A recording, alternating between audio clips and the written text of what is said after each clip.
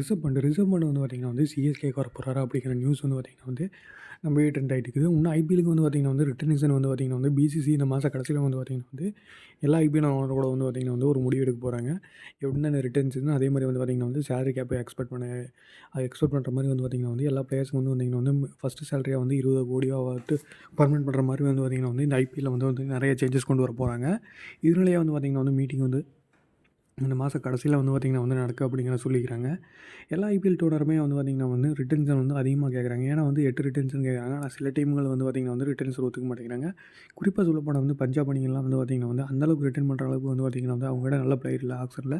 2022 mega ஆக்ஷன்லேயும் வந்து பார்த்திங்கன்னா வந்து அவங்க அந்தளவுக்கு வந்து திறமையாக செயல்பட்டு எடுக்கல. இதனாலே வந்து பார்த்திங்கன்னா வந்து அவங்கக்கிட்ட இப்போதைக்கு வரைக்கும் வந்து பார்த்திங்கன்னா நல்ல பிளேயர்லாம் முக்கியமான வீரர்களெலாம் விட போகிறாங்க அப்படிங்கிற மாதிரி வந்து தகவல் வெளியேட்டுக்குது. இதையடுத்து வந்து பார்த்திங்கன்னா வந்து ஐபிஎல்லில் வந்து பார்த்திங்கன்னா வந்து ஒரு 4 டீம்ஸ் மட்டும் வந்து பார்த்திங்கன்னா வந்து கேப்டன் சேஞ்ச் ஆக போகிறாங்க அப்படிங்கிற மாதிரி நியூஸ் வந்து கேட்டுக்குது. குறிப்பாக சொல்லப்போனால் வந்து இந்தியா அணிக்கு வந்து பார்த்திங்கன்னா வந்து கோச்சாக வந்து கௌதம் கம்பீர் வந்ததுக்கப்புறம் வந்து பார்த்திங்கன்னா வந்து இந்திய அணியில் வந்து நிறையவே மாற்றங்கள் நடந்துக்குது.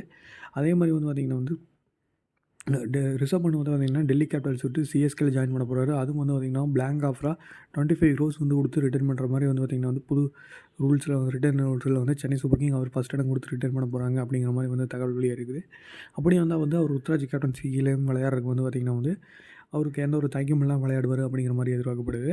இதே அடுத்து வந்து பார்த்திங்கன்னா வந்து ரோஹித் சர்மா மும்பை விட்டு விலக போகிறாரு அப்படிங்கிற மாதிரி வந்து ஏற்கனவே ரூமர்ஸ் இருந்தாலும் அது கிட்டத்தட்ட கன்ஃபார்மாக இருக்குன்னு சொல்ல.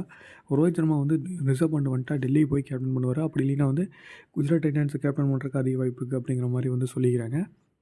இதை தவிர சூரியகுமார் யாதவ் வந்து பார்த்திங்கன்னா வந்து ஆர்சிபி அணி இல்லைன்னா பஞ்சாப் அணிக்கு போய் வந்து பார்த்திங்கன்னா அவரும் வந்து கேப்டன்சி பண்ண போகிறார். காரணம் என்னென்னா அவரும் T20 அவர் தான் இப்போ பர்மனெண்ட் கேப்டனாக அடிச்சிருக்காங்க. இதனால் வந்து ஐபிஎல்லையும் கேப்டன்சி பண்ணால் தான் அவருக்கு வந்து எக்ஸ்பீரியன்ஸ் கிடைக்குன்னு காட்டி அவரும் மும்பை இந்தியன்ஸ் விட்டு விலக போகிறாரு அப்படிங்கிற மாதிரி வந்து பார்த்திங்கன்னா வந்து நிறைய பேர் சொல்லியிருக்காங்க. இப்போட அஃபீஷியல் அனௌன்ஸ்மெண்ட் இன்னும் கொஞ்சம் நாளில் வந்துடும். வந்ததுக்கப்புறம் நம்ம முழுசாக வந்து நம்ம வீடியோ போடலாம்.